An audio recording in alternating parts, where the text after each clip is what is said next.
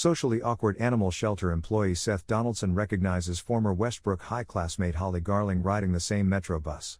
After a brief conversation, Seth goes home and begins researching Holly on social media, specifically by memorizing her likes and dislikes. Intending to get her to go out with him, Seth stages an encounter with Holly at the restaurant where she is a waitress. Holly curtly dismisses Seth after growing uncomfortable with his disclosures regarding what he knows about her.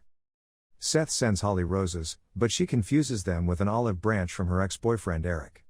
Seth follows Holly when she goes to see Eric at the bar where he works. Seth's attempt to talk to Holly turns physical and Eric beats him. Seth recovers Holly's dropped writing journal following the altercation. Seth builds a cage in the animal shelter's cellar. He then breaks into Holly's apartment and abducts her. By faking a delivery, Seth can get past the shelter's security guard Nate and he imprisons Holly in the basement. Holly adjusts to her period of captivity by talking to herself in the form of her imaginary former roommate Claire. Seth eventually confronts Holly about Claire, having read in her journal that she murdered Claire after discovering Claire had an affair with Eric.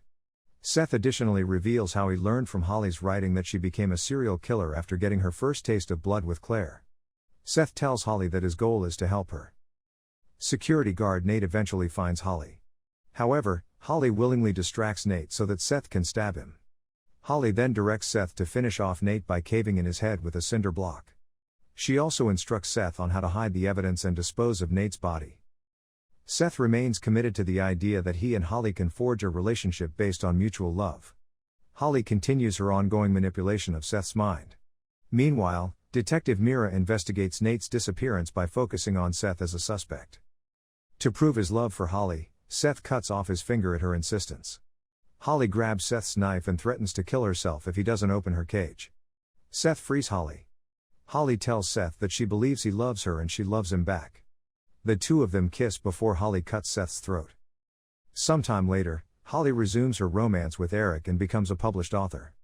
Holly considers harming Eric after discovering he is cheating on her again.